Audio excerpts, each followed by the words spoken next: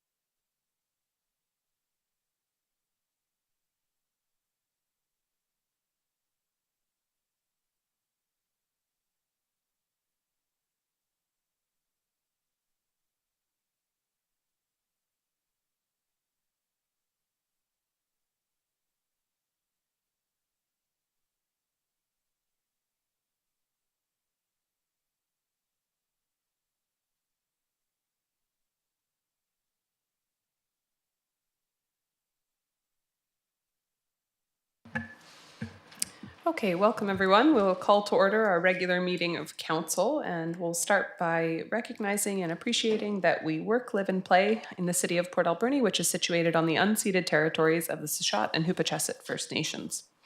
We do have an agenda in front of us. Are there any late items to add to the agenda from councillors? Seeing none, any late items from our corporate officer? Yes, Madam Mayor, we have one late item today under item I, correspondence, line N, which is the State of the Island Economic Report from the Vancouver Island Economic Alliance. Wonderful. We will add that, item IN. And with that, would somebody like to move approval of our agenda? Moved by Councillor Solda, seconded by Councillor Patola. On the motion, all in favor? Carried, none opposed. Next, we'll move on to adoption of minutes. We have minutes from the special meeting held at noon and the regular meeting of council held at 2 p.m. on January 22nd, 2024 as presented. Moved to adopt by Councillor Solda, seconded by Councillor Patola. Any comments on the minutes? Seeing none, on the motion, all in favor? Carried, none opposed. We have no delegations today, so on to unfinished business, and we have one item, which is the 5-year financial plan Q&A summary. Well, come on up. Our Director of Finance will speak to the document and process. Thank you, Madam Mayor. So annually, we've been tracking all the questions and answers that have been posed to Mayor and Council regarding our financial plan. It's a good way to summarize what's been asked and then have that follow-up and have that documented so Council can consider that as we make our way through the financial planning process. So if you have a question that comes through via email, at the meeting, any other method, we will take that information and then provide that in the Q&A. So that'll continue throughout the financial planning process this year once again. Thank you very much. Any questions from council on the Q&A or the process? Okay, seeing none, we will move on. That's included for information. On to staff reports. Item number 1 is accounts. Councillor Solda. Madam Mayor, I move that the certification of the Director of Finance dated February 12, 2024 be received and checks numbered 154-287 to 154-403 inclusive in payment of accounts totaling $1,843,888.85 be approved. Thank you. Moved by Councillor Solda, seconded by Councillor Patola. Seeing no questions on the motion, all in favor? Carried, none opposed.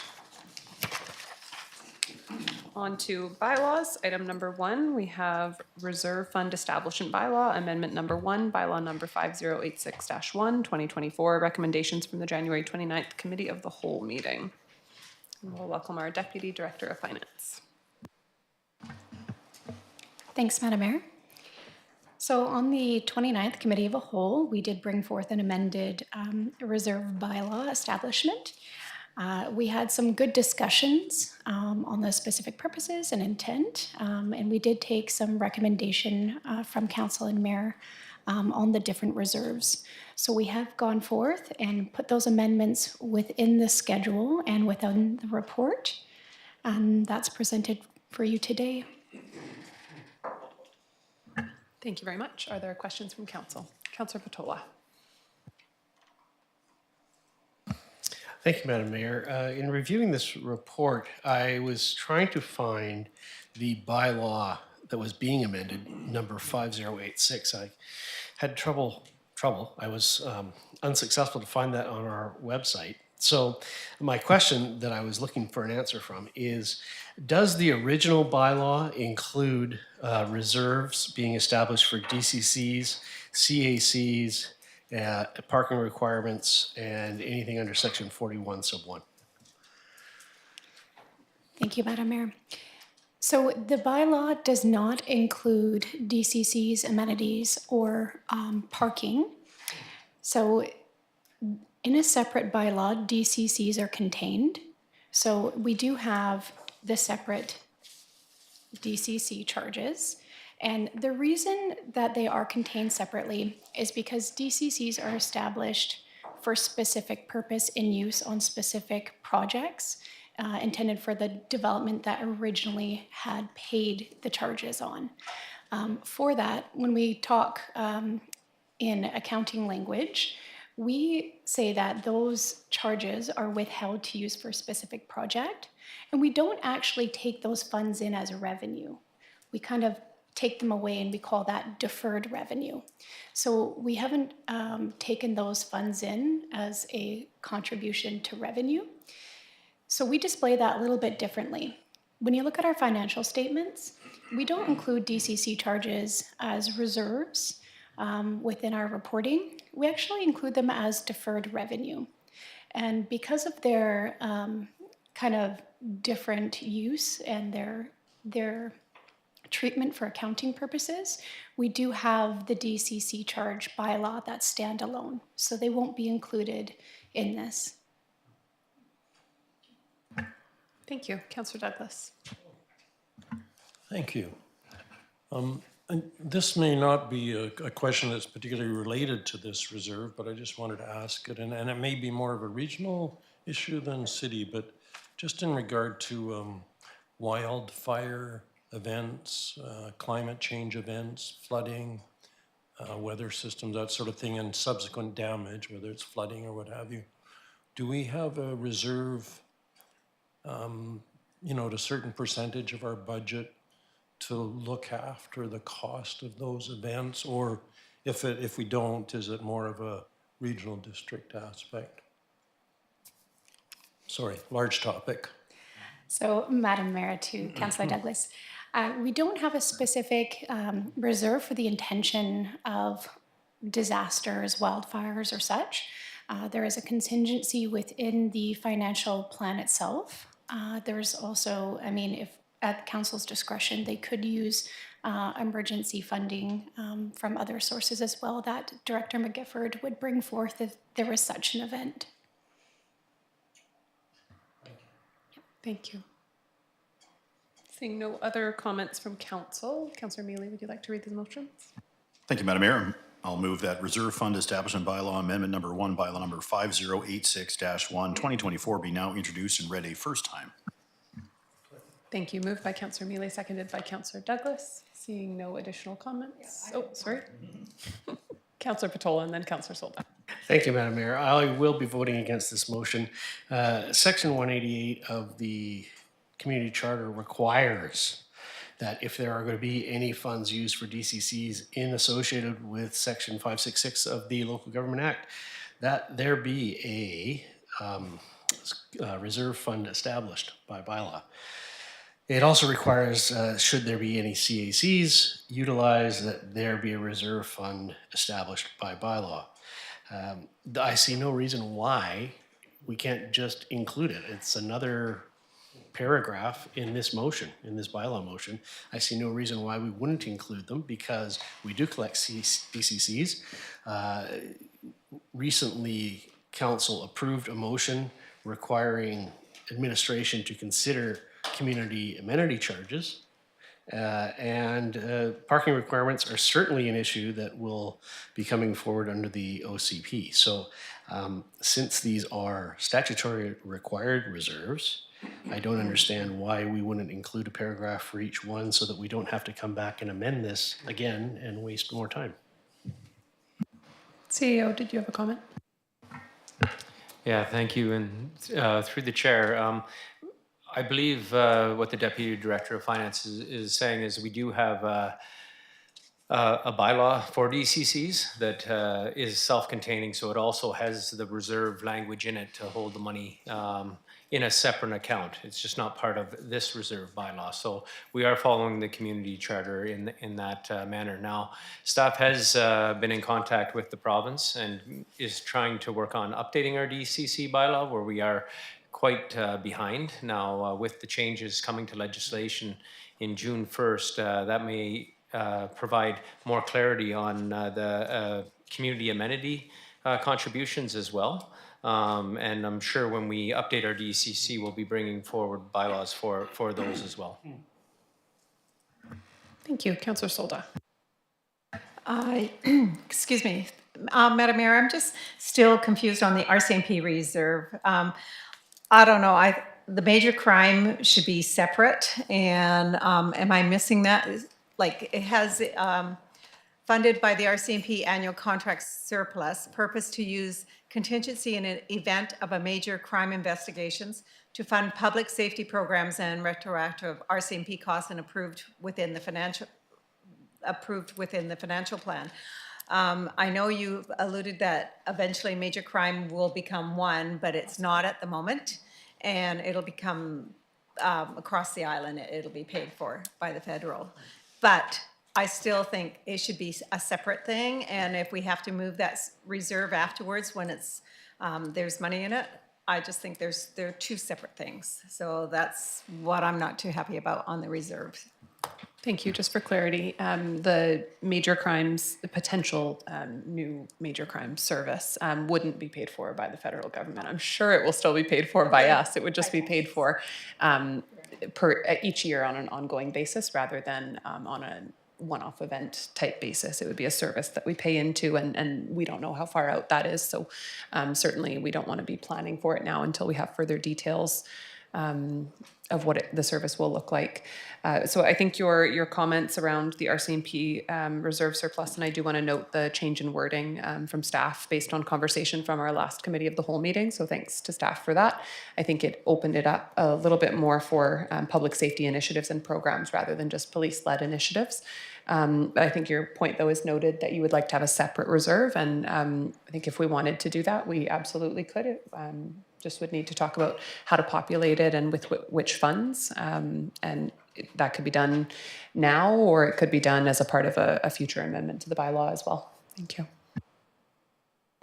So, Madam Mayor, could I make a motion towards that, or is that just staff's going to bring it back? How will that work? CAO. Through the chair, yeah, we would need a motion to create a reserve for major crime incidents, and then we could read the motions as amended.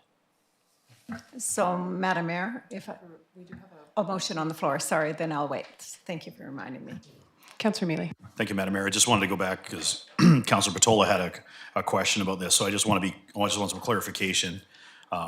And again, I've never been a lawyer, so please bear with me. I may have played one in a school play at one point, but Councillor Patola has brought up a question, and he believes that it is not worded properly. The way it is worded now, if we pass this, are we within the confines of the community charter as it's written? Yeah, and maybe our Deputy Director of Finance could speak to this and further speak to the DCC reserve that exists by bylaw. Thank you, Madam Mayor. So we are within the community charter. We have specific reserves established for our DCC charges. They have just been kept separate solely for reporting purposes because they are different in nature than the current reserves you see in front of you. We don't have the amenity charges, therefore, if there's no bylaw, there is no reserve. Parking, again, is not, there's no bylaw, there's no established reserve for that as well. So what you see in front of you today has been established through bylaw in the past. We have intent and purpose, and the DCCs have been kept within their established reserve.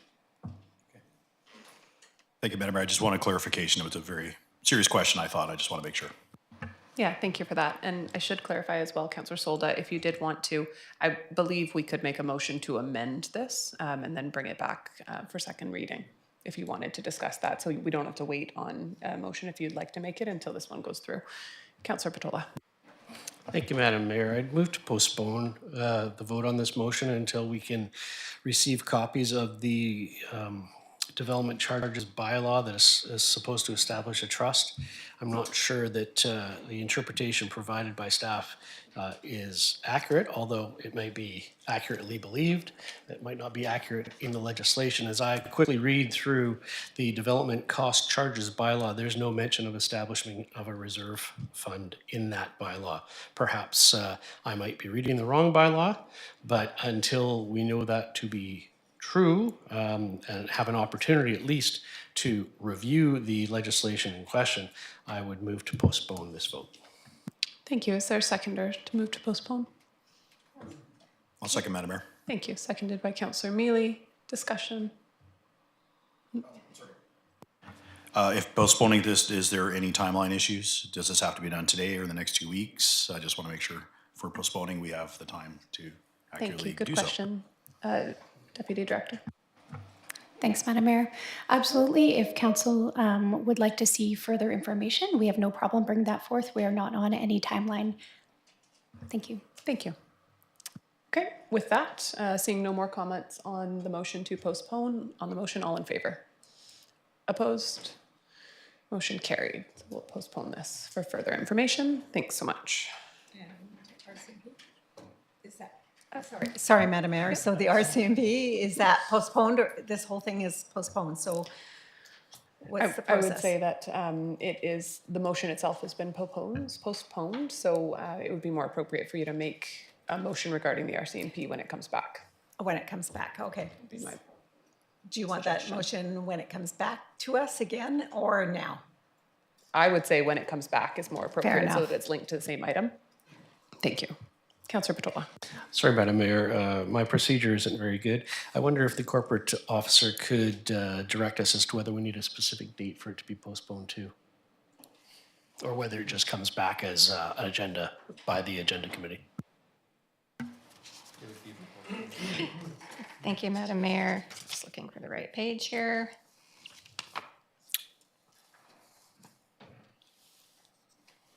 I believe it can be postponed indefinitely or postponed to a certain date. If anybody can find the page for me.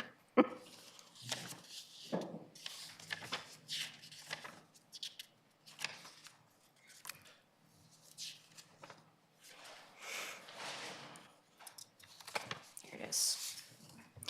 Sorry, my apologies. Through the mayor, postpone to a certain time or postpone indefinitely is what our bylaw procedure says. Thank you. So my expectation would be that it's postponed for additional information. So as soon as we're able to bring back that information, I think this would naturally come back. So I think it would be reasonable for this to come back with the other bylaw and clarification to our next regular meeting of council, if everyone's good with that and if that's reasonable for staff. And if it ends up needing an extra meeting because we want to do additional research, then that's fine too. But the intent would be for it to come back very soon. Okay, thank you. Okay, we'll move on to item number 2, fees and charges bylaw, amendment number 5, bylaw number 5001, 2024, recommendations from the January 29th Committee of the Whole meeting.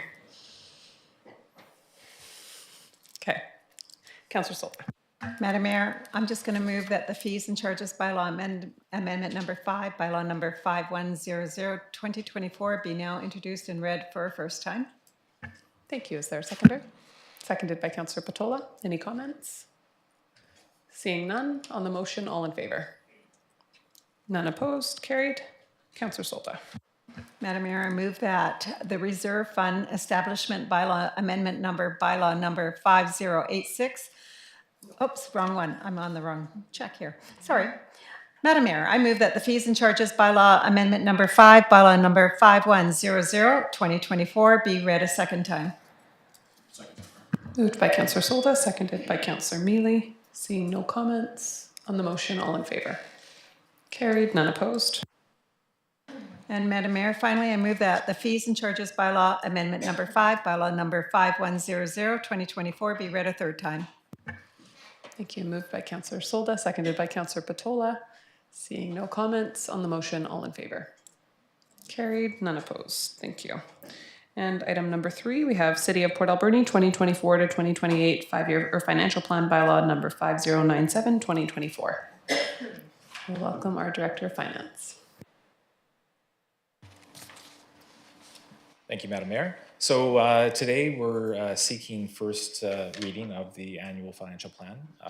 And this is the first opportunity that council has to look at the entire plan, including everything that was reviewed at our last committee of the whole. So as mentioned, the rate increase currently is at 16.86%.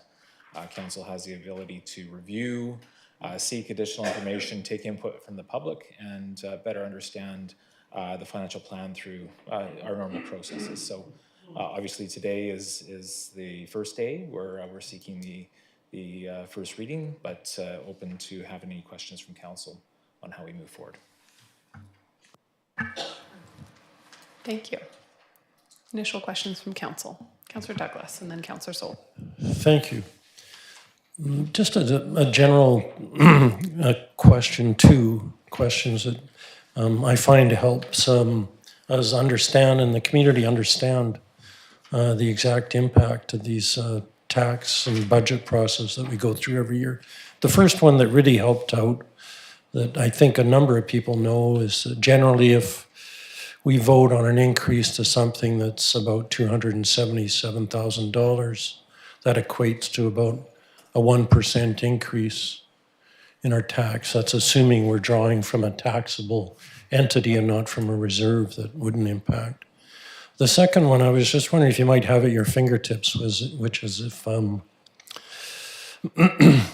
at a projected 16.6% increase, I believe it is, what the average homeowner would look at paying, for example, on a monthly or a daily increase. So, for example, if you owned a property that was worth $300,000, or if you're paying a certain amount of tax, just a figure that will help people understand and grasp. Like, for example, it might be costing the average taxpayer $1.30 a day, and they might be spending, say, $2, $3, $4, $5 a day on a cup of coffee.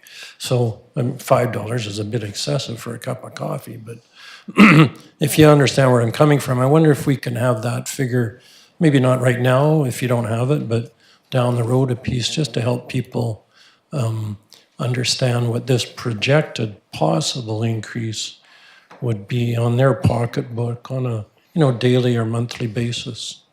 Thank you. Thank you, Councillor Solda. Madam Mayor, I have like 20, 30 questions and I'm not on here. And do we want to wait for the committee of the whole to go through all these questions? There's a lot of questions.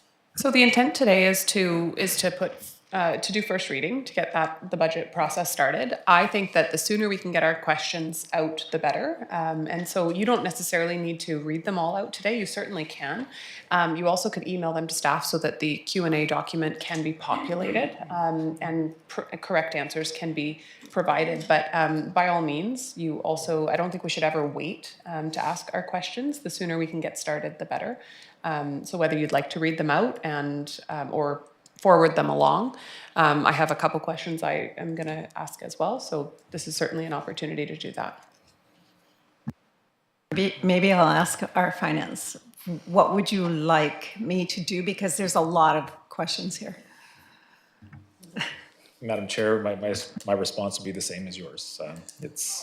It's your meeting. You ask the questions, or you don't, or you send those later. It's up to you. We're here for you.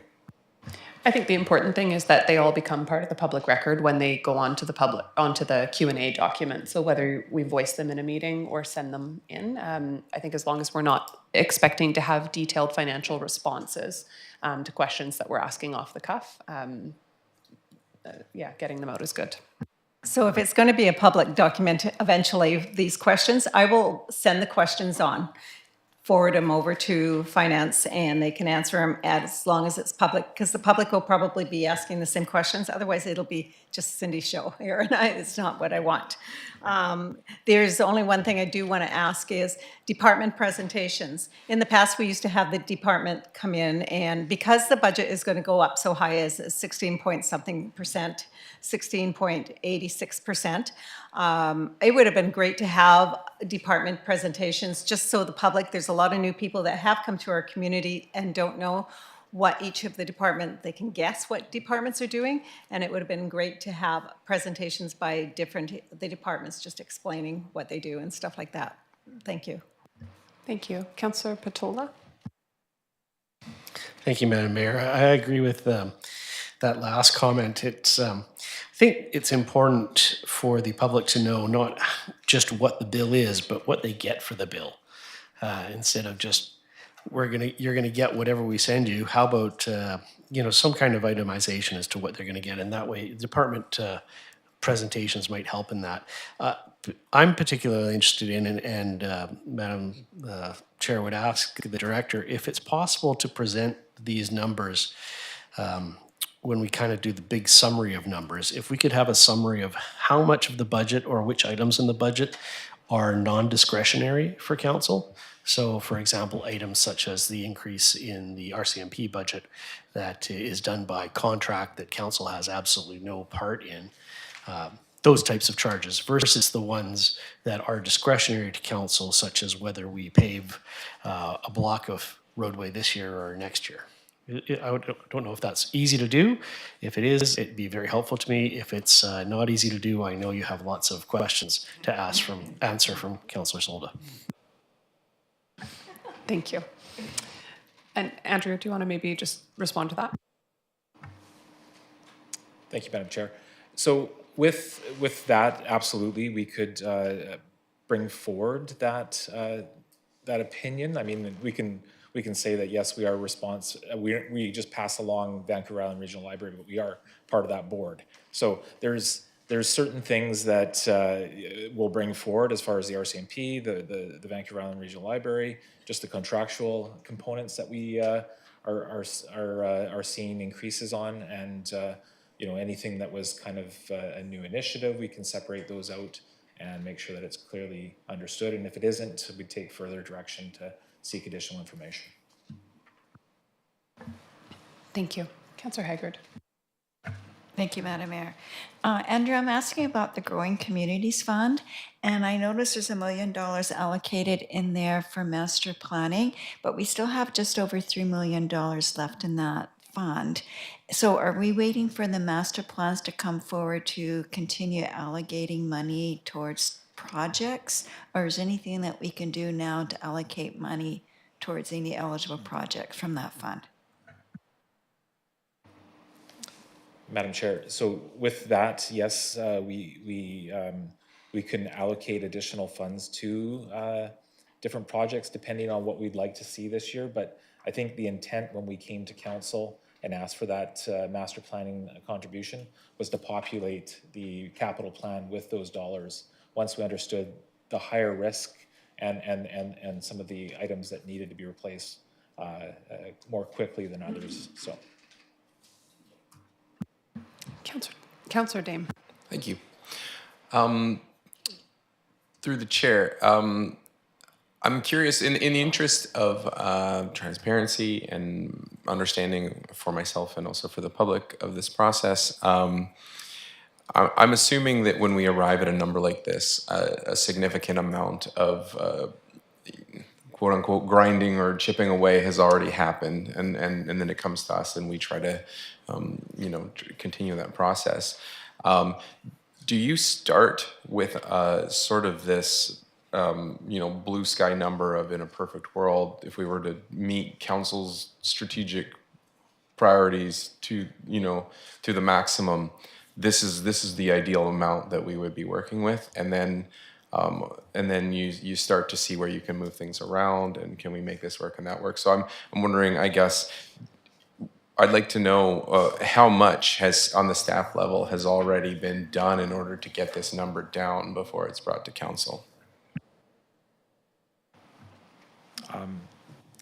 Thank you, Councillor Dane, for that question. That's an excellent question. And, I think as managers, we try to provide the service levels that we think the community needs, that council supports, and we bring all our ideas to that financial plan and start to populate the financial plan in early fall. And then we get to the point where we get that large number. I mean, obviously, knowing that we couldn't bring that forward, working with the CAO and all the directors trying to get a budget that we felt we could bring forward without reducing service levels, this was it. So we did have, I think it was 25 to 26% at the first go, and we knew that that wasn't something that would be supported by council, so we had to look at what we had to do to bring the budget down to the service levels that we currently provide, with a few additional items that we'll highlight when we talk about the financial plan at our next CAL meeting. So the staff report going forward will show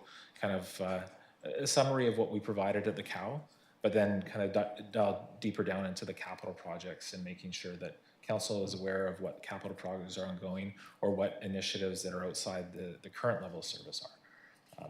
And yeah, we will bring as much information as we can to help understand that this is what we need to provide the service levels that we currently provide. Thank you. Wondering if you could speak to a process on where we were at last year in the 5-year financial plan for 2024 versus where we've started at this year. I was asked by a member of the public where it went from, say, I think it was estimating 6% last year when we did our 5-year financial plan to today, where we started at, maybe the first draft at a staff level was 25% and now we're at 16%. So just a little bit of context around where that discrepancy comes in. I think there's been some confusion around that.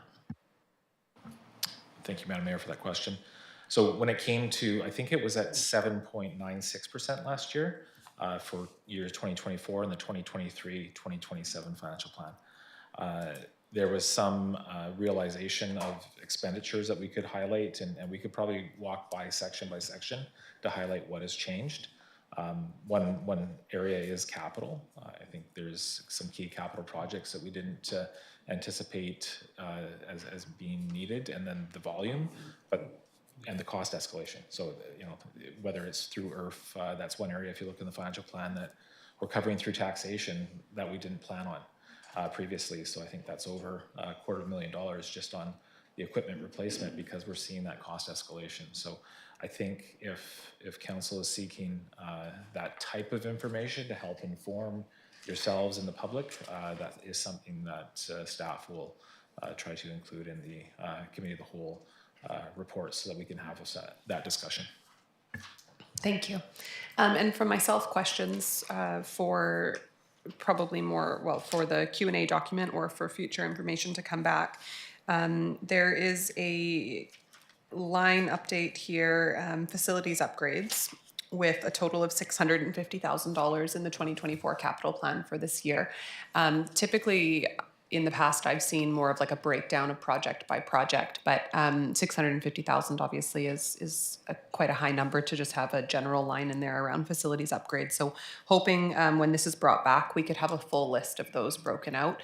And I ask because I think back to I think it was April of 2020, we painted the fire hall different colors.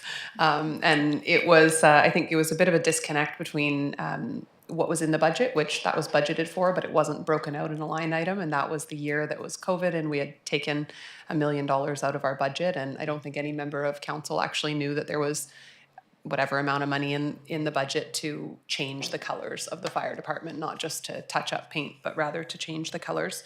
And so I think in a lot of cases here, especially because we've delegated authority on in a number of areas, and we've given more spending limits to staff to implement our financial plan. I think that we really need to make sure we're getting a good breakdown of what we're approving within the financial plan budget. And the fire hall always sticks out to me as an example of why, because I think just given that what was happening in the world and in our budget at that point in time, no member of council would have approved changing of colors to a city facility. So it was a bit of an oversight there, just in the process of the level of information that we asked for. So I'd really like to see a full breakdown of that.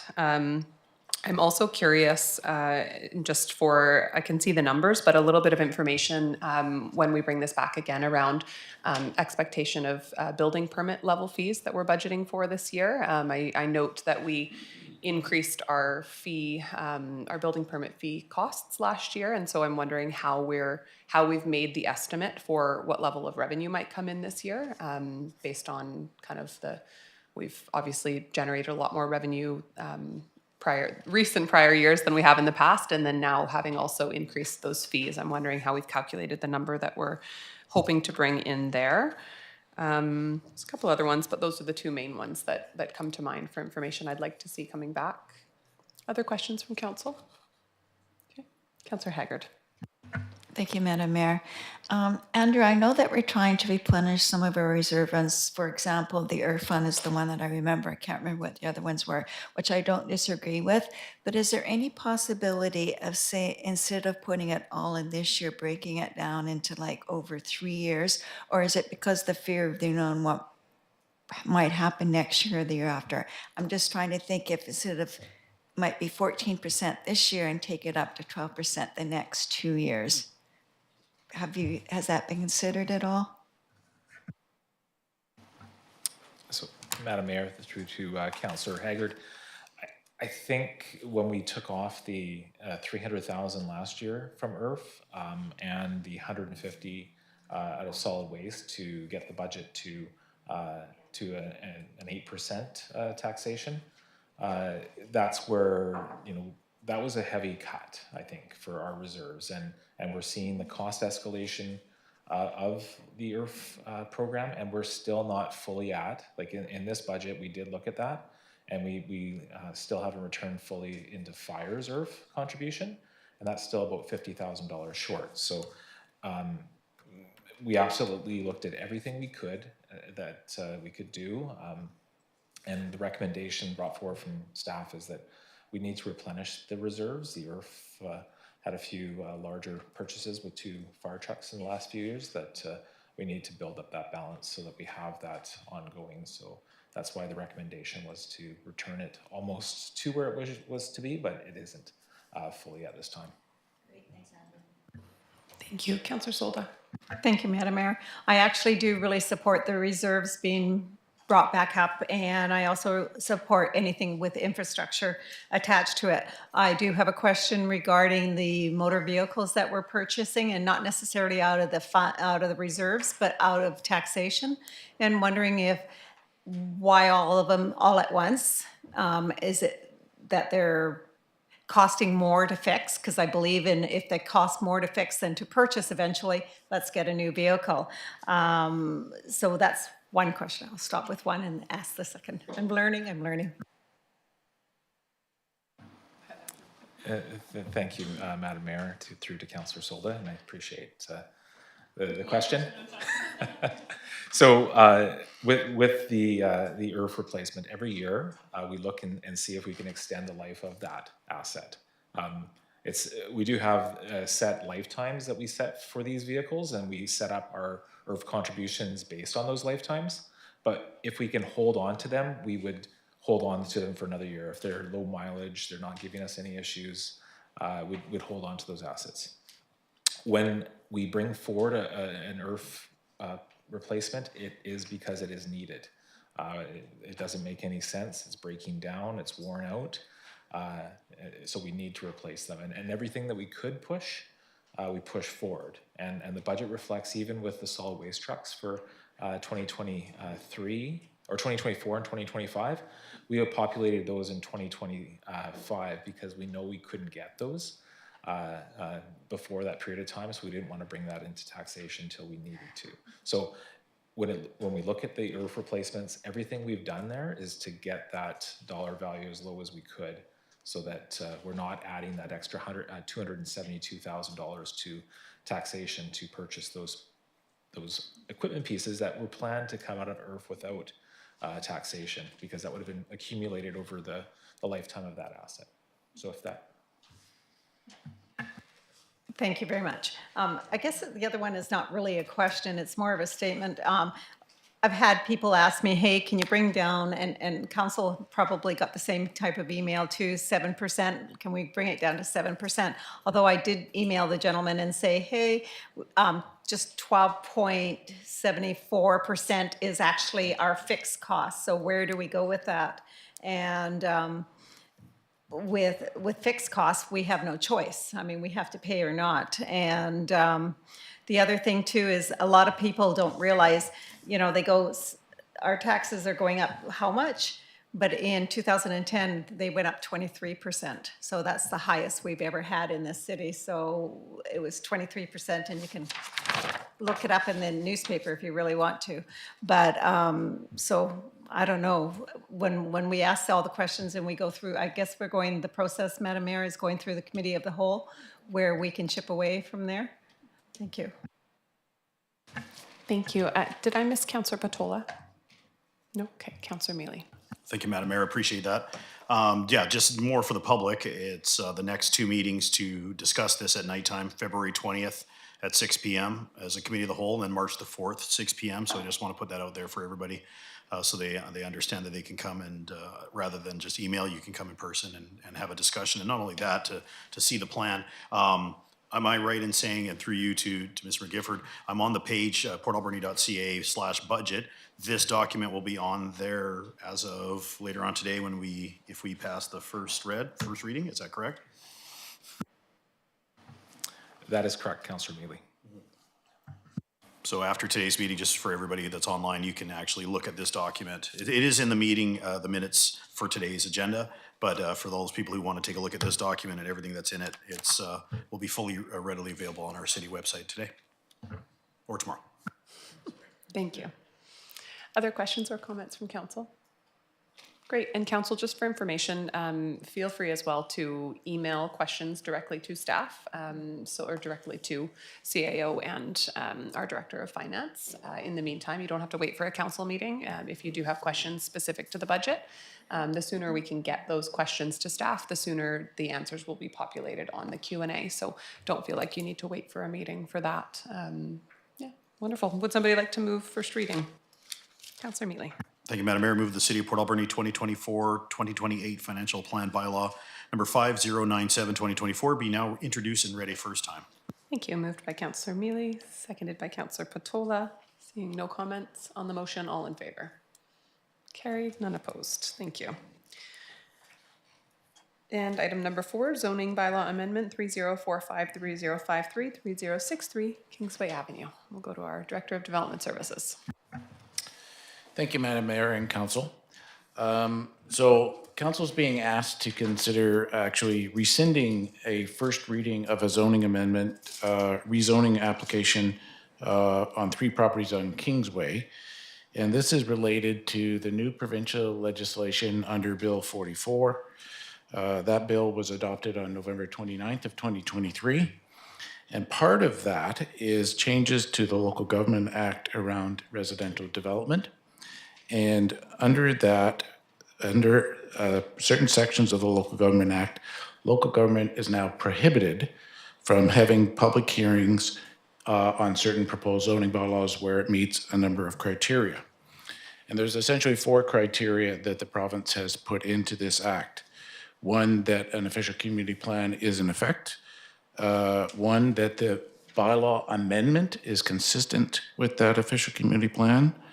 The 3rd is that the purpose of that zoning amendment is to permit a development that is in whole or part of a residential development, and that the residential component of that development is at least 50% of the gross floor area. So under those circumstances, local government is no longer allowed to have a public hearing in regards to a zoning amendment. So on this application that was granted the first reading in December 11th, it's proposed a 25-unit multi-residential component on Kingsway Avenue, and it's proposed to go to a comprehensive development zone. With this new housing legislation in place, staff have reviewed this application, and it meets those 4 criteria that are laid out in the Local Government Act. So therefore, we are now prohibited from having a public hearing on this zoning amendment application. The legislation also still, although a public hearing isn't required, we are required to give notice to the public prior to first reading of the bylaw. So we unfortunately already gave first reading of the bylaw, and this legislation was brand new. We hadn't reviewed this prior to that being happened. So we're now asking council to consider rescinding first reading. If council does that, the city staff will then give the appropriate public notification, and it will come back forward to council at a future council meeting after that notification is given for readings of the bylaw. And I'd be pleased to try and answer any questions. Thank you. Councillor Patola. Thank you, Madam Mayor. I wonder if Director Smith could inform the council about how the determination of consistency with the OCP is arrived at. And the reason I ask this is because that's going to essentially call for a legal opinion, which doesn't mean that staff can't provide that or administration can't provide that. But it seems with the rewording of the provincial legislation, council is prohibited from having a public hearing in some situations and required to have a public hearing in other situations without a lot of guidance in the act and the test being consistency with the OCP. And there's not a lot of guidance in the act as to what they mean by consistency, and the OCP is quite a general document. So I'm just wondering how we arrive at that to make sure that council itself is on the proper footing when we do or do not have a public hearing. Certainly, Madam Chair, through to Councillor Patolo. Yes, and we had thought about that ourselves, and there's actually been, since this change, a fair bit of online webinars and discussion, and even Lidstone and Associate had a substantial day-long workshop, online workshop, just last week. And there's actually, and I can't, please don't ask me to cite it, but there is case law where this has been looked at in the past. And the case law has determined that this is very wide breadth. So consistency with the full OCP. So in other words, you wouldn't look at a particular section or one policy, and just because it may not perfectly align with that it's not consistent with the bylaw. So you have to, the case law and the lawyers are saying, you are looking at this from a fairly wide stretch. So essentially, in residential circumstances, so please understand that public hearings are still required if it's a commercial rezoning or industrial rezoning or institutional rezonings. This is specifically around housing and residential components. But if it is generally consistent with the OCP, that is where a public hearing will no longer be enabled to be held. So there is legal precedent about taking a fairly broad view of that. This will also emphasize the importance of our new official community plan that we're working on currently, and how it's going to be even more important that we look at that, especially around housing. Thank you.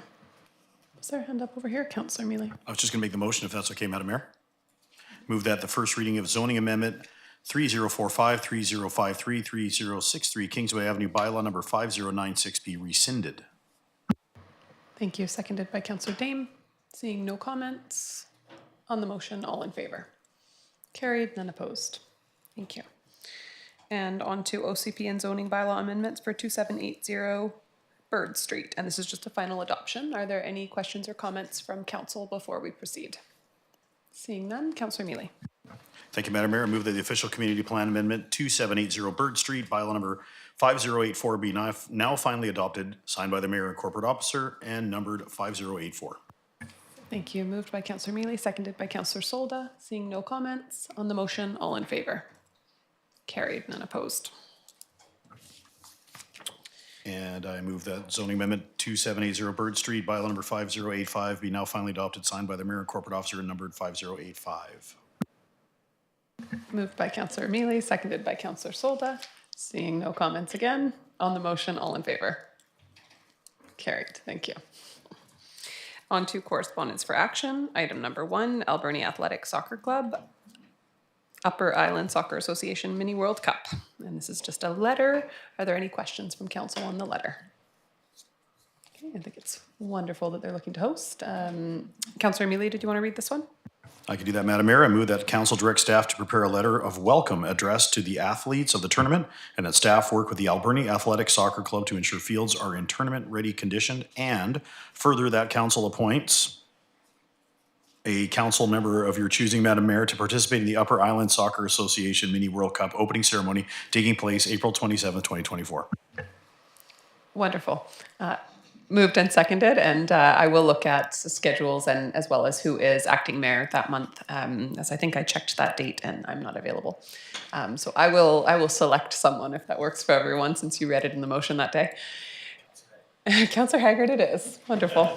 That was moved by Councillor Mealy, seconded by Councillor Patola. Not seeing any comments on the motion. All in favor? Carried, none opposed. And on to item number 2 from Coastline Endurance Running, trail running series, and another great event.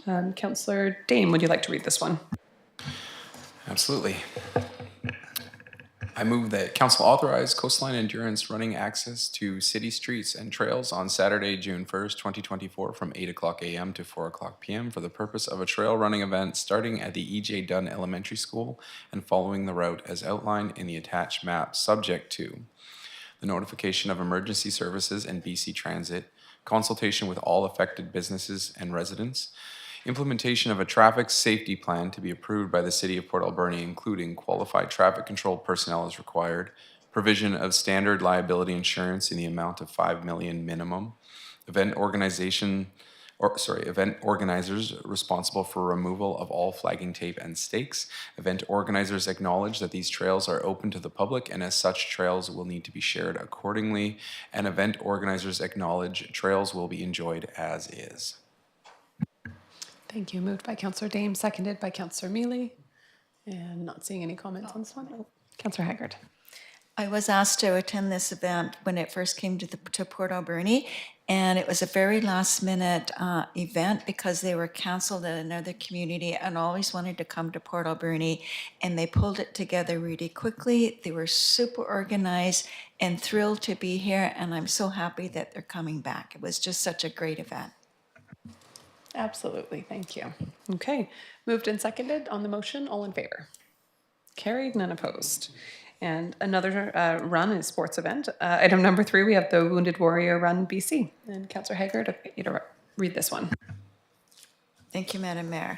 I'd like to move that council authorize Wounded Warrior Run BC access to city streets on Thursday, February 29th, 2024 for the purpose of a Wounded Warrior Run from Highway 4 Johnson Road to Gertrude Street to Rogers Street to Victoria Quay, ending at the Port Alberni Legion Branch number 293, subject to the notification of emergency services and BC Transit, consultation with all affected businesses and residents, implementation of a traffic safety plan to be approved by the City of Port Alberni, including qualified traffic control personnel as required, provision of a standard liability insurance in the amount of $5 million minimum.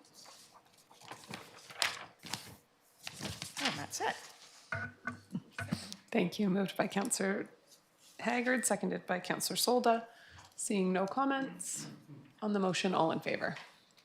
Carried, none opposed. And 2 more still. But 1 more, Ridgeview Health and Performance, McLean Mill 10K. I'll go to Councillor Solda for this one. Man, we're running a lot, aren't we? Madam Mayor, I move that the council authorize Ridgeview Health and Performance access to McLean Mill National Historic Site on Sunday, April 7th, 2024 from 8 a.m. to 5 p.m. for the purpose of the 10K running event starting at the McLean Mill and following the route as outlined in the attached map, subject to the notification of emergency services, consultation of all affected businesses and residents, implementation of a traffic safety plan to be approved by the City of Port Alberni, including qualified traffic control personnel as required, provision of standard liability insurance in the amount of $5 million minimum. Thank you. Moved by Councillor Solda, seconded by Councillor Mealy. Seeing no comment. Councillor Haggard. I'm sorry. I'm just wondering, I know that the Chamber of Commerce and this organization partnered together when it was previously done, and now they're doing it on their own, which is fine. But I'm wondering if they've had conversations with the Chamber of Commerce to have access to the McLean Mill? Thank you. I see Councillor Solda's hand up as well, so I'm not sure if she has information. Go with Mike first. Thank you for the question, and through the chair, the Chamber of Commerce was listed with them. The only thing is it's not just on the chamber area that they lease, it's also, or have an agreement for, it's around the side, and it goes into the historic part of the mill, and that's why the city needs to be involved. Thank you. And Councillor Solda, did you have a follow-up? Yes, so the Chamber of Commerce is aware and they are working with them. Thank you. Thank you. So with that, on the motion, all in favor? Carried, none opposed. And lastly, in our correspondence for action, we have Sechot First Nation, Alberni Valley Toxic Poison Drug and Opioid Crisis Strategy. And Councillor Haggard, I know, attended the event that was put on by Sechot. Were any other, and Councillor Dame as well, Councillor Solda, thanks to those who were able to be there. And I know that this was a specific ask of support for the strategy that they've put out. So I want to thank staff for bringing it to us and for getting it on this first agenda. And Councillor Haggard, I'll go to you as our member of the Community Action Team to read these. Read the motion. Thank you. I move that Council for the City of Port Alberni support the draft Alberni Valley Toxic Poison Drugs Opioid Crisis Strategy as prepared by the Sechot First Nation in collaboration with many partners in the Alberni Valley. Thank you. Moved by Councillor Haggard, seconded by Councillor Dame. Seeing no comments on this, on the motion, all in favor? Carried, none opposed. And if you want to read the next one. I'd like to move that Council support next steps with respect to implementation and advocacy for resourcing the Alberni Valley Toxic Poison Drugs Opioid Crisis Strategy through a smaller but political working group action team. Thank you. Moved by Councillor Haggard, seconded by Councillor Patola. And comment? Go ahead. Thank you, Councillor Madam Mayor. I unfortunately had other duties on the Wednesday that this strategy was presented at the Matmas, and I regretted not being able to get out of them. We went very quickly through I would actually have made this comment then that I was not able, due to my other duties, to read this report in its entirety, and that's the same with the CAT report, both of which I would very much like to support, but I'd like to support them knowing what's in them. And so this is, I realize other councils may have read the report and were there for the presentation, but solely to in lieu of my ability to read it, I would like to make a motion for postponement to the next regular council meeting. Absolutely. Is there a seconder for that? Second. Seconded by Councillor Solda. Okay, any comments on postponement? Okay, I don't see postponement as any issue time-wise, so I think that's completely reasonable. There's a lot of information in the report. Okay, so seeing no additional comments on the motion to postpone, all in favor? Opposed? Motion carried. Thank you. Okay, and we will move on to proclamations. Item number 1, we have an email dated January 18th, 2024, requesting that March 26th, 2024 be proclaimed as International Purple Day in Port Alberni, and this is from the BC Epilepsy Society. Councillor Solda, would you like to read this? Oh, okay. Motion to concur with the request, Madam Mayor? Thank you. Is there a seconder? Seconded by Councillor Mealy. Any comments?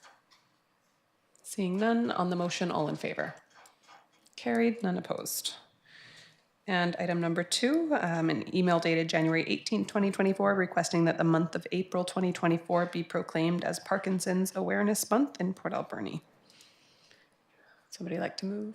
Thank you. Moved by Councillor Mealy. So moved, Madam Mayor. And seconded by Councillor Patola. Seeing no comments on the motion, all in favor? Any opposed? None opposed. Carried. Thank you. And we'll go to our corporate officer for correspondence, including the late item.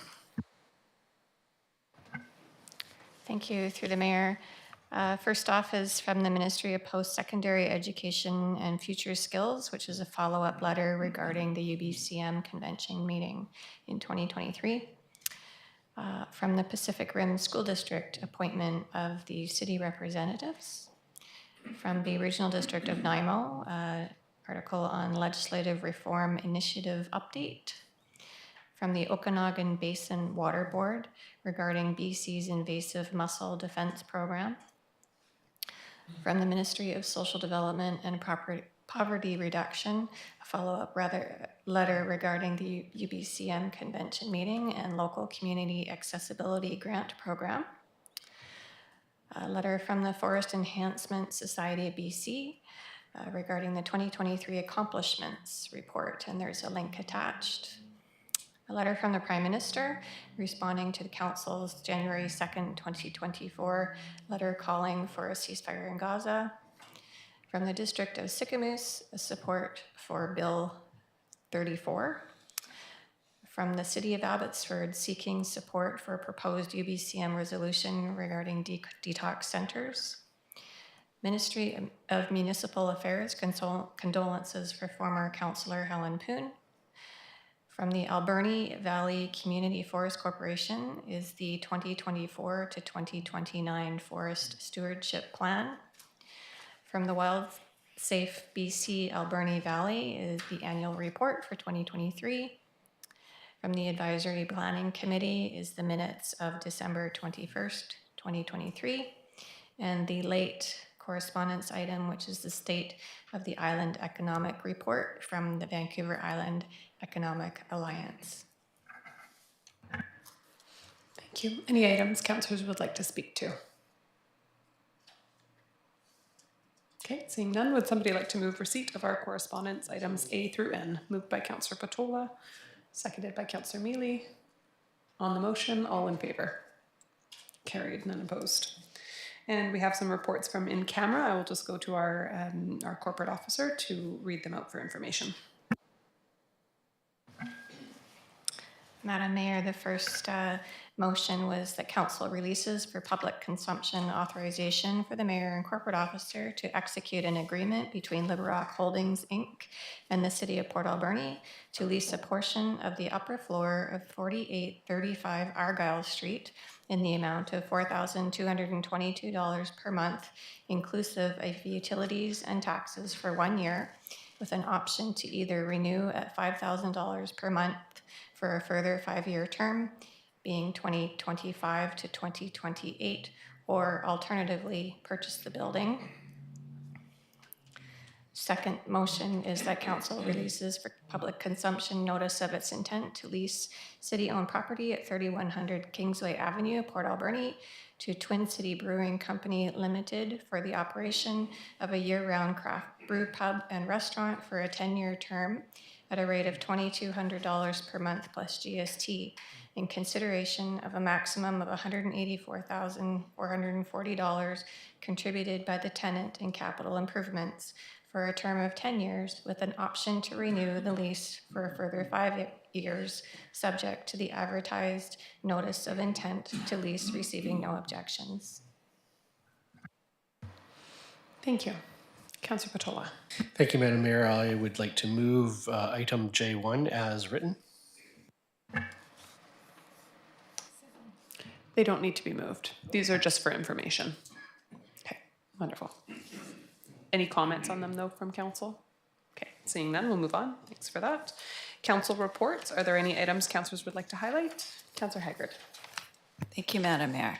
I'm sure everyone sees my very coveted and beautiful coldest night of the year toque, which everybody I'm sure will want to have one. This event is going to be held on February 24th and is a fundraiser for Sage Haven Society. For those who aren't familiar with the organization, they offer support for women and children who are experiencing domestic violence. They operate our transition house in our community, and they also operate the second stage housing for women and children, which is up at Glenwood Center. So you can go online at cnoy.org to register or to donate or do both. Councillor Dame and myself will be walking in the event. I've also invited the CEO, so if anybody would like to walk with us, please come out. If you don't want to walk, just leave your money, and that's perfectly fine too. Did I leave? Oh, it starts at 4 o'clock on February 24th at Shars Landing. And we'll be registration and welcoming is from 4 to 5. We walk from 5 to 6, and then refreshments will be served at 6 o'clock. Did I leave anything out, Alan? Did I get it all in? Great. The new hat is very pretty compared to that. Oh, well, I love this toque. It's my favorite toque. Okay. And secondly, I'd like to wish my beautiful mother-in-law 100th birthday on Friday. Mary Haggard, happy birthday. Yay. I hear we actually have 2 residents of our community turning 100, so that's very exciting. And they're both at Abbeyfield, not Yes. Abbeyfield, Heritage Place. Yeah, wonderful. Okay. Okay, thank you for that. Any other members of council? Councillor Patola. Thank you, Madam Mayor. This is a question for yourself and Councillor Haggard. Read in Councillor Haggard's report your attendance at the Truck Loggers Association convention, and one of the topics discussed there was wildfire mitigation and innovation. I don't want to put you on the spot, but perhaps we could have a more in-depth report on any of the topics covered in that, knowing that that certainly is a matter of interest to many people in our community, including city administration and council. Thank you. Thank you. And just for a little bit of information, we did bring back some information on grants available through the Forest Enhancement Society of BC and some opportunities for partnering with small contractors who, are local people who may have equipment available and maybe not actively working. So there's some creative solutions there. And we did bring those to a meeting with the Minister of State that we had a few days ago as well, that was to discuss a variety of topics in the forest sector, but specifically where we brought up some of the challenges with fiber in the community. And that was a big topic of conversation at Truck Loggers as well, because the Minister of State had just been appointed, Andrew Mercier, had just been appointed to work on the fiber supply issue for BC forest sector generally, and we know that that's a big concern for some of our local industry. So we had the opportunity to meet with that minister Friday?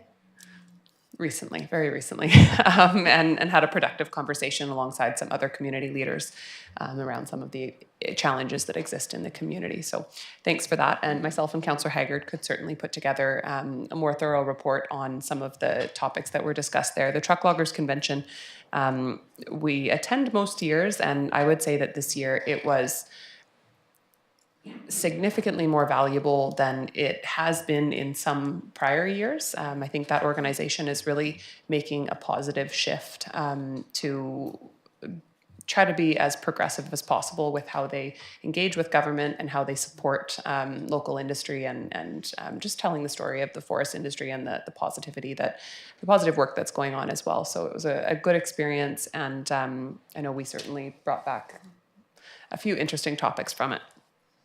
Councillor Solda. Madam Mayor, can I just add to that? North Island College, if anybody's interested, has 5 spots left for wildfire training. So, because I was attending on behalf of Councillor Douglas, the North Island College meeting, and they have it. So anybody want to go? Go. Thank you. Anything else under council reports? Okay. Seeing none, we'll move on to new business. Item number 1, we have Justice for Dante Lucas, recommendations from the January 29th Committee of the Whole meeting. Councillor Dame. Yeah, I'd like to make this motion if I could. I move that council begin the process of engaging with Dante's family to find a space dedicated to celebrating Dante Lucas's life. And I'll second that motion. Thank you. Moved by Councillor Dame, seconded by Councillor Haggard. Any comments? Seeing none. Oh, sorry, Councillor Douglas, go ahead. Yeah, just if I could, I don't think we need an amendment for this, but just the understanding I had from the family as well, which is wonderful by the way that they approached us, was that it was also generally a healing place for anybody who's maybe gone through a similar tragedy as well, for us to create, which I think is a wonderful concept for us to work on. Thank you. Absolutely. Thank you for adding that. On the motion, all in favor? Carried, none opposed. And we'll move on to item number 2, School District 70, Social Justice 12, recommendations from the January 29th Committee of the Whole meeting. Councillor Dame. I would like to make that motion as well if I could. I move that council, pending the blessing of Indigenous elders, support the painting of an Indigenous crosswalk and further include the necessary funding in the financial plan. Thank you. Moved by Councillor Dame, seconded by Councillor Solda. Council, I think that the intent of this motion is to start with, as was requested this year, one crosswalk. And I do know that School District 70 has made a specific request of which crosswalk that would be. I think that this motion leaves it open for our staff to look at, to consider that as one of the options, but also to look at cost of that specific crosswalk, if there may be any additional challenges, and if there are others that could achieve similar results with possibly lesser cost, so that we could do maybe more than one. So I think this leaves it a little bit open, and if staff could just keep us posted on what we kind of come up with. I just know that there was some discussion of if crosswalks are already needing to be repainted, then we may be able to do it for a lesser cost, and therefore we may be able to achieve more than one crosswalk. So maybe staff could just report back to us on this as we get more information. Councillor Mealy. Thank you, Madam Mayor. Yeah, I concur as well. If we're going to be doing crosswalks, this is an opportunity to save a little bit of money and do this as well. And I believe it was Roger and 10th was their request. I would just like to suggest the crosswalk in front of the high school. It's right there. It means a lot, and there's a lot of people crossing it every day. So thank you, Madam Mayor. Thank you very much. On the motion, all in favor? Carried, none opposed. And on to item 3, Asset Retirement Obligations Policy, recommendations from the January 29th Committee of the Whole meeting. Councillor Mealy. Thank you, Madam Mayor. Move that council approve policy 3009-4, asset retirement obligations. Thank you. Moved by Councillor Mealy, seconded by Councillor Solda. Any comments? Seeing none. On the motion, all in favor? Carried. Thank you. Item number 4, we have Broom Busters Invasive Plant Society recommendation from the February 5th Committee of the Whole meeting. Councillor Solda, would you like to read this one? Madam Mayor, I move that the council direct staff to bring back a proposal to coordinate a joint citywide broom busting event with Broom Busters Invasive Plant Society. Thank you. Seconded by Councillor Mealy. Any comments? My only comment would be, let's just make sure that the regional district is involved in this as well. And I know that they sometimes participate, but I think we usually clear away what the debris that comes from these. So hopefully regional district will participate with us in this as well. On the motion, all in favor? Carried, none opposed. Item number 5, overview of the 2024-2028 financial plan process and recommendations from the February 5th Committee of the Whole meeting. And I'll go to Councillor Mealy. Thank you, Madam Mayor. Move that council direct staff to review all user fees, ensuring cost recovery, review development cost charges, and work towards ensuring that all residents of the Alberni Valley pay appropriately for services. Thank you. Moved by Councillor Mealy. I'll second that. Seconded by myself. Any comments on this one? Seeing none. On the motion, all in favor? Carried, none opposed. Item number 6, we have FCM 2024 Annual Conference and Trade Show authorization for council registration. And typically this is the mayor and one councillor that will attend FCM. Councillor Haggard. I'd like to nominate Councillor Dame to attend. I'll second that. Thank you. Seconded by Councillor Solda. And I've got Councillor Patola. Thank you, Madam Mayor. I would actually be interested in changing the policy's wording, and I think we can do that here by resolution as it's just a policy, that all councillors that are able or willing to attend should be funded to attend. FCM is one of the most important meetings that are made available to councils, this one being from across Canada, and I would put it right up there with UBCM with regards to the opportunities for influencing senior government policy and for learning of ways to benefit from senior government policy from our fellow councillors from across the country. It is very much an important conference.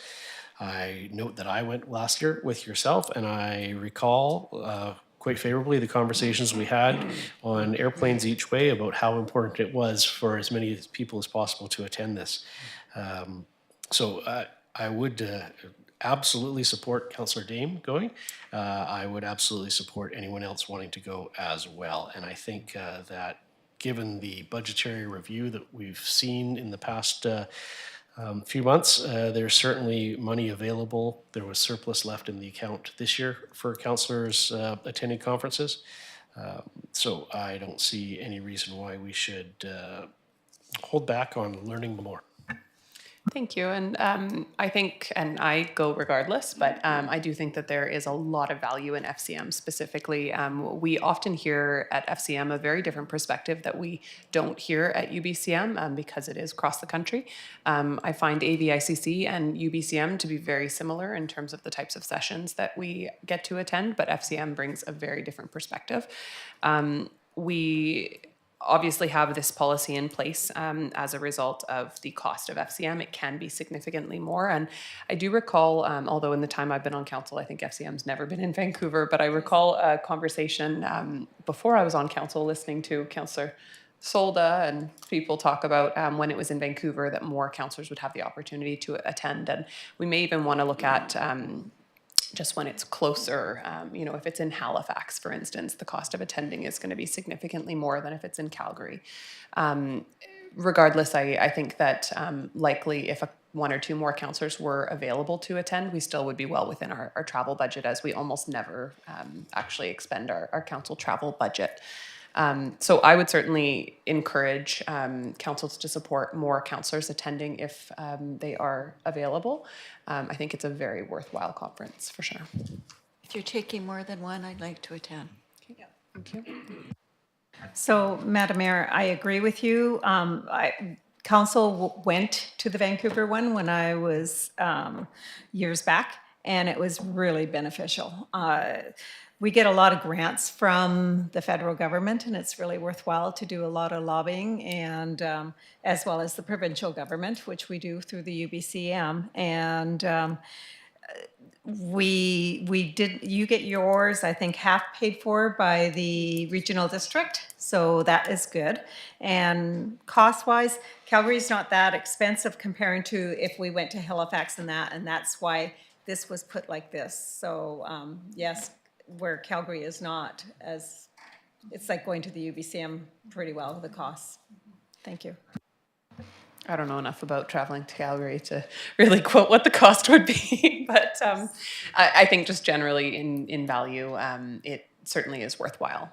So we have a motion. Actually, we don't have a motion. Sorry, we just had a suggestion on supporting Councillor Dame. If council would like to make a motion to include more people, that could be done by motion. So maybe I'll leave that to Councillor Patola. Thank you, Madam Mayor. I would like to move that the council, I'm just looking for the wording, that the council travel policy be amended with regards to the FCM conference, that council authorize as many councillors as request to attend to the conference. That was really badly worded. Thank you. I think we get the intent. Is there a seconder for that motion? Seconded by Councillor Solda, and discussion on the motion. Councillor Dame.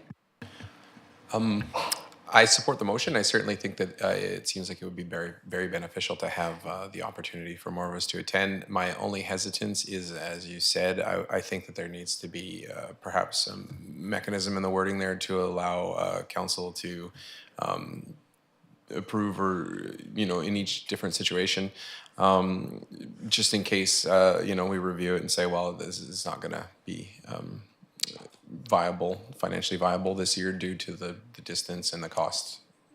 And also I would like to just point out that we should be aware of the carbon implications of flying as well. As a council that's working on, part of our strategic plan is to lower our carbon footprint. So thank you.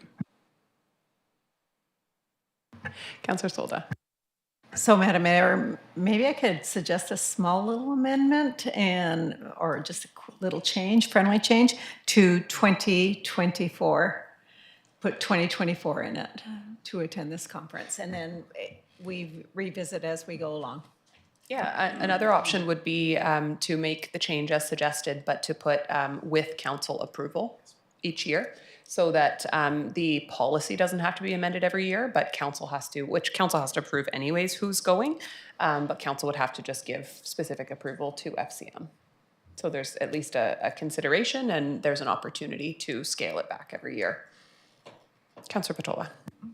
I would accept either one of those amendments proposed. You can fight it out between yourselves. Go ahead, Councillor Solda. So, Madam Mayor, some of the people, some of the councillors here just got this through on the desk right now, so maybe they could come back and let staff know in this case. Yeah, what's the timeline for needing to register?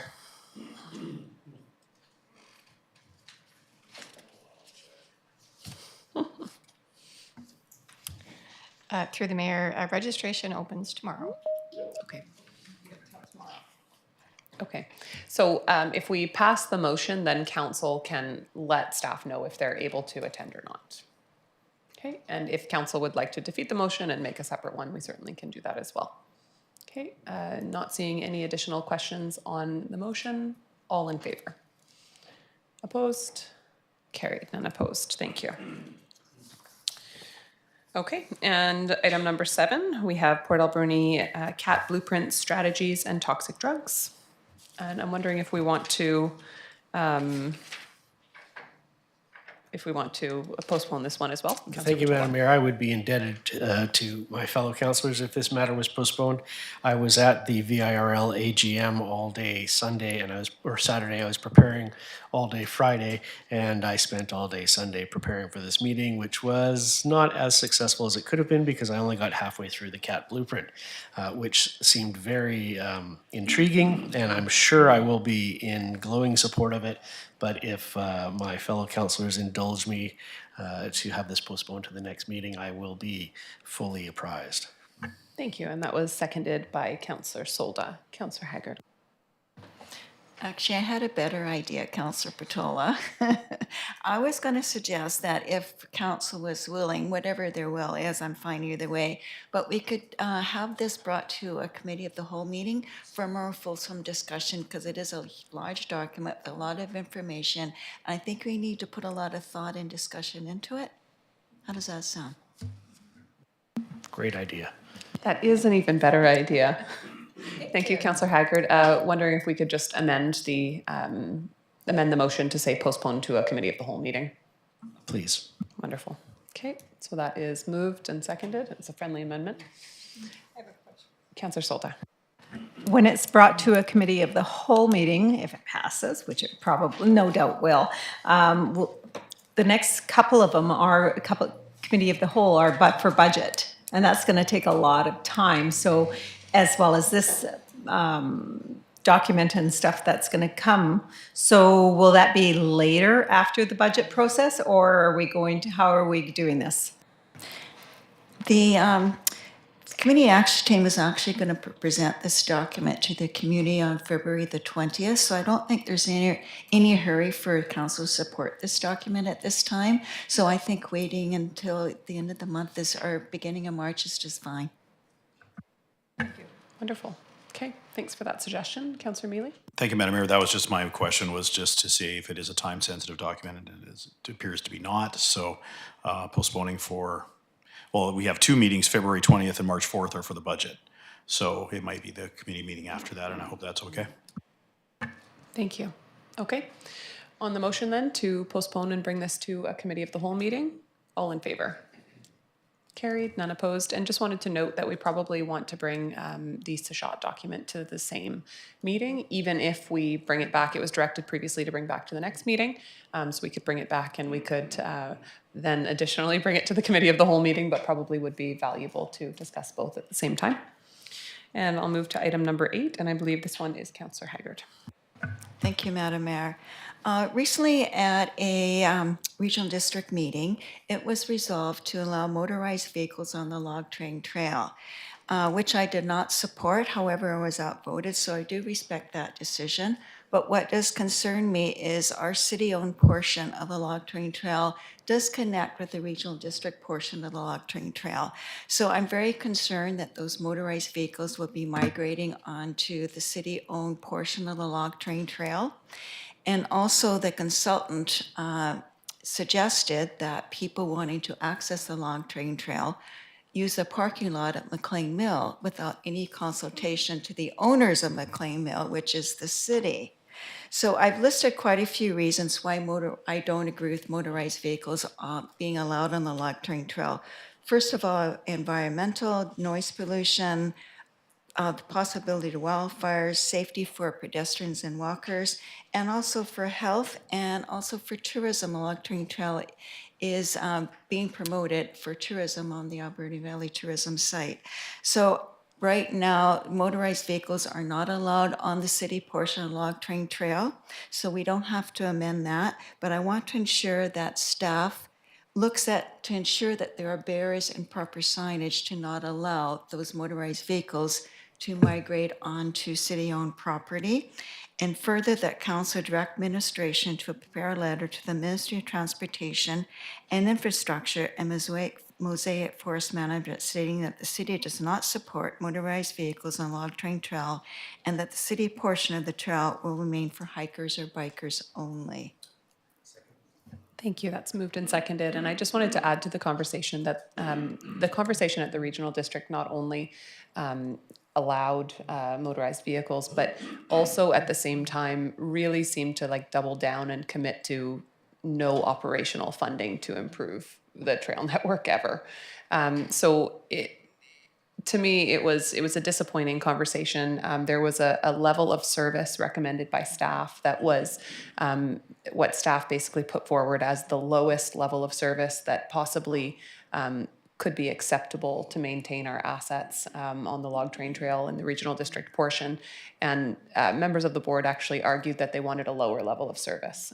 So there's a very low commitment coming from the regional areas to upkeep the Log Train Trail as an asset, which was disappointing to me, given I think how much use we see and how much value we hear from our residents about this trail specifically, and the whole trail network that's being developed. There's certainly, I think, a misalignment of values and priorities between the city and the regional district, which is unfortunate. And at the same time, I think we did hear some conversations in that topic about kind of future opportunities for partnering. So I'd love for this to be a conversation that we continue. I think that the Log Train Trail is one of our greatest assets as a city, and certainly want to see us continue to improve our portion of it. But I think we need to kind of keep having the conversation about the regional section of it, if it's going to be utilized in a way that is likely more damaging and have even less upkeep, then that's certainly a concern for me as a resident of the valley generally. Comments? Seeing none? Okay, on the motion, all in favor? Carried, none opposed. Thank you. Okay, and we'll move on to question period. This is an opportunity for members of the public to ask questions of council on decisions or recommendations made during the course of this meeting. We have a maximum of 3 questions per speaker, and for those participating electronically, please use the raise your hand feature, and we will call on you in the order which you appear on the screen. And I will go to Ellen first. Come on forward.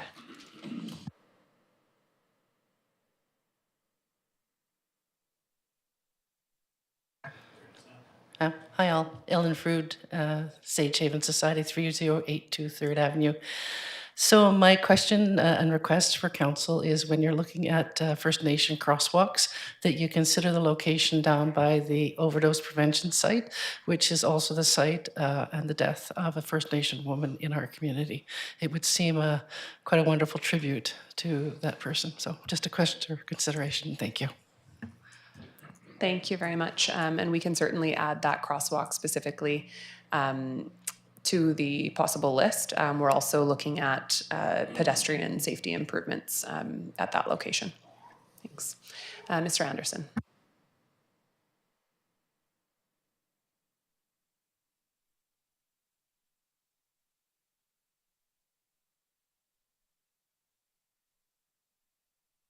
Oh, I'm sorry. Two items here. Number one, the first one is when I'm asking if the council and staff could refrain from mentioning when you're introducing a new initiative to in the valley, that you would stop referring to when you're taking money from a contingency fund, referring to the fact that this will not have an effect on taxes, because it's misleading. It's not the case, and we've had enough discussions over the last several meetings to show that that's true. It was money that was taxed when you created that fund. And because we've taken money out over the years, now we have to replenish it.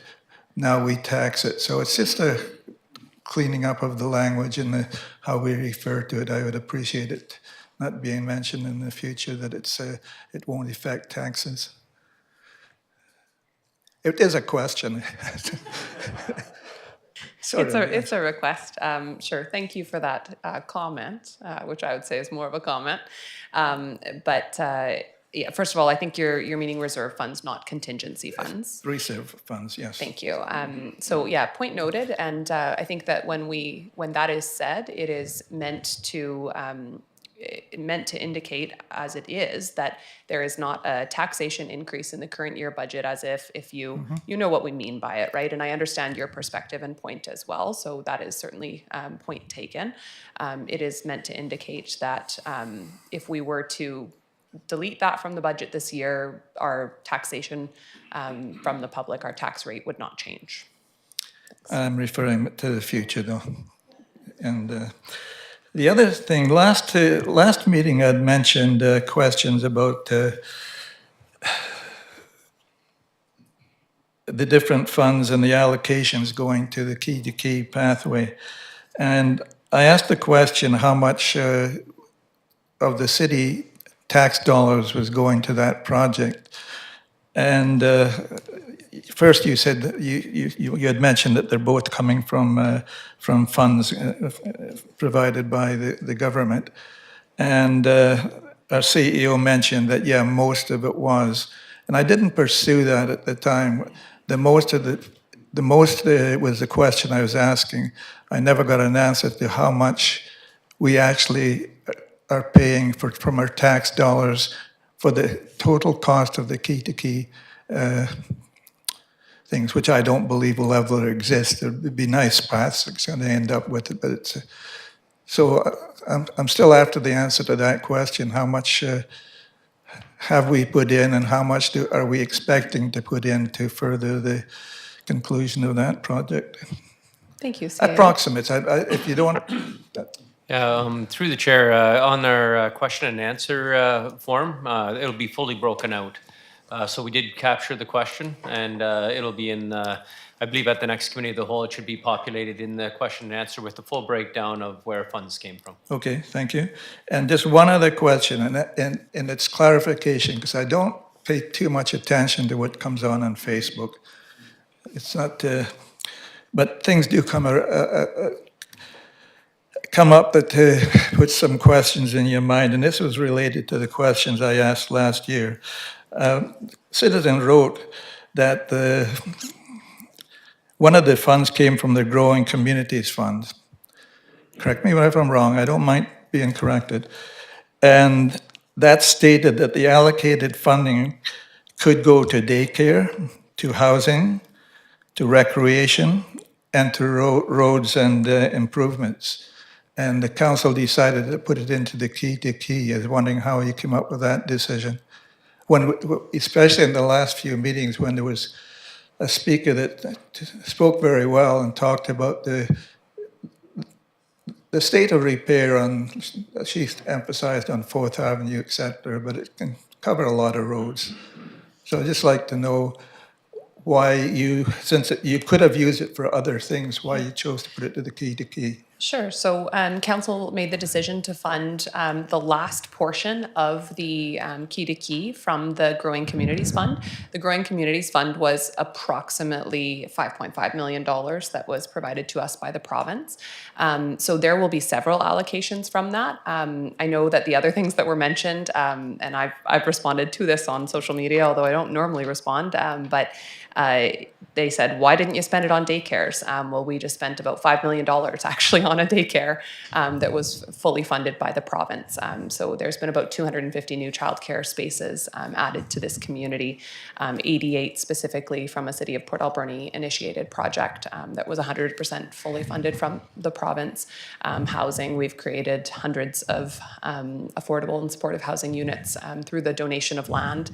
We didn't need to spend money from the Growing Communities Fund to initiate those projects. We contributed land that was sitting vacant and not being utilized, or in some cases, we purchased land to spearhead supportive and affordable housing projects. So we've been working hard on housing as well. Roads, we are currently in, another thing we have funded from the Growing Communities Fund is all of the master plans for all of our assets that we hold as a city. You probably were here last year when we made that decision to fund that. I think it was towards the end of last year. At the budget process or shortly after, we funded to do all of our asset management and master plans for all of our roads, buildings, Parks and Rec master plan. You've heard us referring to those plans a lot. Those are all being funded by the Growing Communities Fund. Being able to have all of that work in front of us will help us make informed decisions for moving forward. And so we have a few $1 million left still in that Growing Communities Fund that we have not yet allocated because we're waiting for the results of those master plans to come back. In the meantime, we have, I think, $1.8 million of asset work in our budget currently. And we have millions of dollars left to allocate from the Growing Communities Fund specifically. So I think the person online was suggesting that we are focusing our funds on the Key to Key, and I would argue that we are broadly focusing our funds. We've focused on daycare, as was suggested we haven't. We've focused on housing, as was suggested we haven't. And we have focused significantly on our assets as a result of the master planning funds that we have committed. I think it's about $1 million that are committed for the master planning. So that's a really significant undertaking that really needs to be done before we can properly budget for asset management and renewal over the next several decades. But we do have additionally funds to contribute probably to road work and other things from the Growing Communities Fund. Trying to confuse me, are you, with all that? Because that's well beyond the question I was asking. What part of the Key to Key do you consider to be infrastructure? I mean in the sense that what I'm focusing on. But thank you. I consider 100% of the Key to Key to be infrastructure.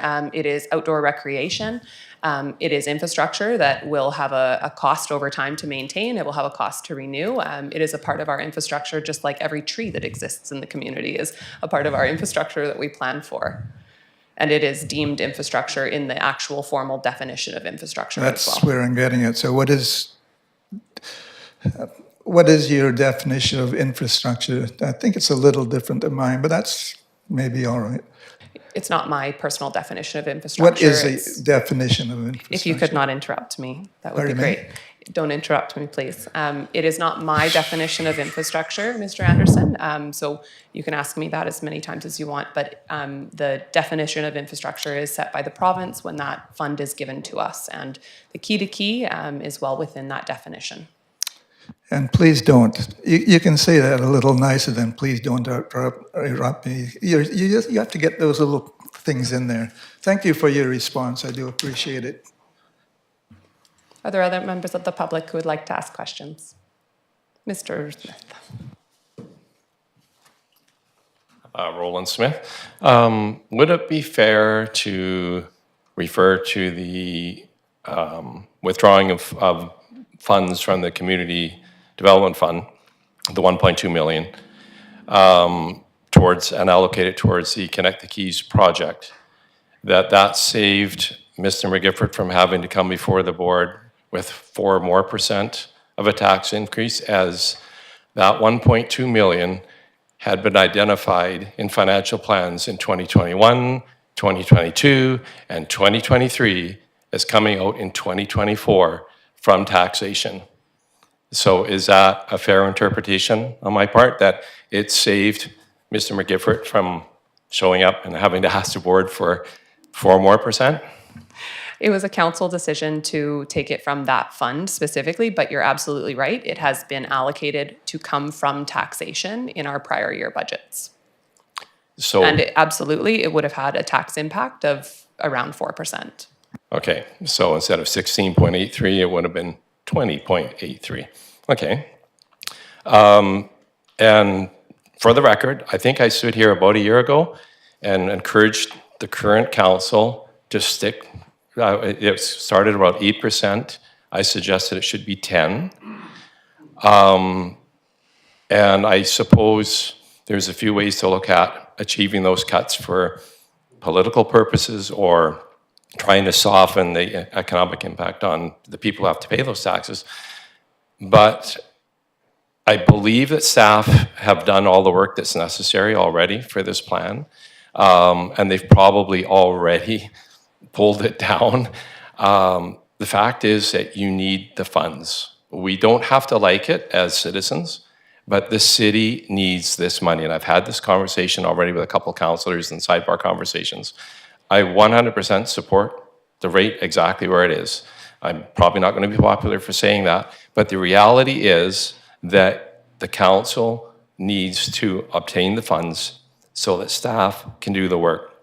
Doesn't matter how we got here. We can litigate all the decisions that some of us feel were poorly made or shouldn't have been made, but if you don't address the issues that are on the budget this year and start working at cutting them out, next year you have to face them again, and inflation is still running, unfortunately, at a pretty high rate. So it's going to be even more expensive next year, and you will not have gained the ground this year that you probably shouldn't have gained last year when I said just make it 10% and go with it. Ironically, if you'd done 10%, I think last year, Mr. McGiffert's presentation and the deputy director's presentation just a week ago would not have been 16.83%. It would have been more smoothed out. But and I understand maybe you did it for the reasons of the day and you were being overly cautious. Don't take that cautious approach this year. Just, it is what it is. I've talked to a lot of people who do not like it, but surprisingly, I've had a lot of people that, well, it is what it is. We've seen other communities have to raise it. So the other thing, not a question, but the question is, the other question is, on the lease with the Liberock, could yourself, Madam Mayor, or through professional staff, elaborate on what is driving the city's need to lease space across the street from City Hall? And subsequent to that, what is driving the city's desire to outright purchase a building?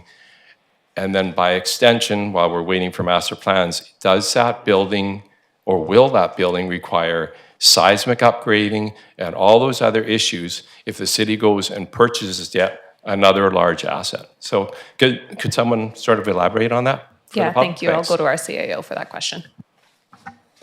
Thank you, and through the chair. The need for space has been recognized for multiple years here. Me and senior staff got to bring a proposal to council. We actually were able to find a space that was lower on the lease space than most. City Hall is running out of room to offer the services that the community has wanted, and we need more office space. The other part of that is the option to purchase, and if we continue to lease space or continue to grow as a community, we will eventually need more space. City Hall keeps on aging, and we have to make a decision on what we're going to do. Part of the council's reasoning on why just to lease it for a short term with an option to purchase is to look at all the things that you brought up about the seismic upgrades, whether there's asbestos or any hazardous materials, and bring that information back so we can make an informed decision if we wanted to purchase that or possibly build another City Hall or space for staff and programming. So I hope that in general answers your question, but I'm more than happy to answer others, or you can come talk to me outside of the meeting.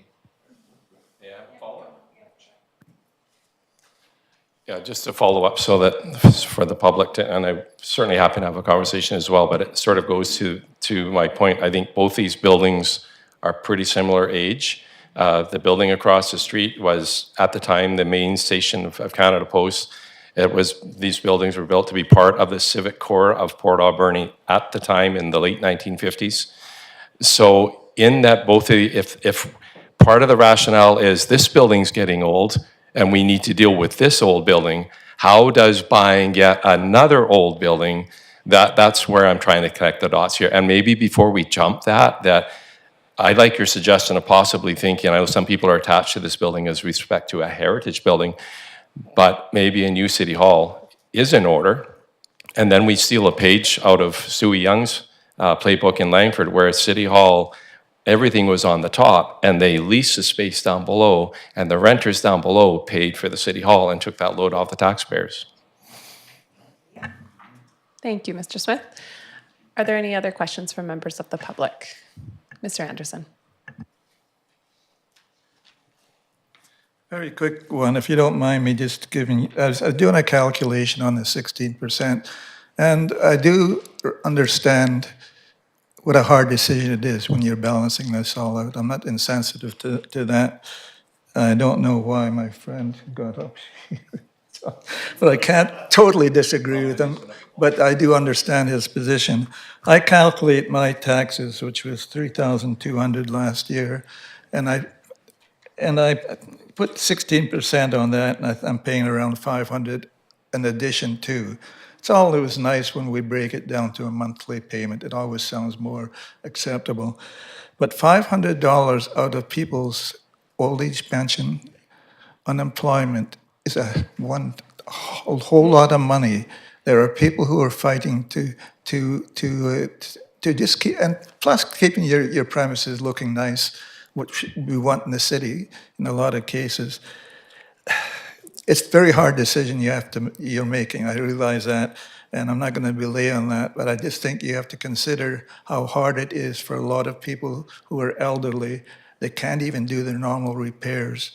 And you get older, you get more ailments, more needs to take medications and see your doctors. And I get a feeling at times that that's lost in the decision-making process at times. And I know it's another question, so thanks for allowing me to speak briefly on that. Thank you. We are always considering that. And I certainly am also always considering the young families who don't have the privilege of having purchased a home when incomes were high in our community and property values were low. And not to say that any one group is having a harder time than others, but I know we have to think about seniors in our community. I think we very much also have to think about young families who are living in a time where housing prices are at record highs and incomes have not kept up. So we think about all of these people when we make every single decision that we make. And I must also say that, no, I agree with that. That's 3 times in the last 2 months, but I agree with that. But it also makes it harder for young couples to get into a house. Their taxes are part of the calculation that's going to allow you to take a mortgage out, and that's why I say I know you're fighting a huge dilemma here that's hard to deal with, but there's 2 ends of the side there, the young and the elderly, that sometimes I don't think are getting all the consideration. Anyway, thank you. Thank you. Would somebody like to move adjournment? Moved by Councillor Mealy, seconded by Councillor Patola. On the motion, all in favor? Carried. Thank you.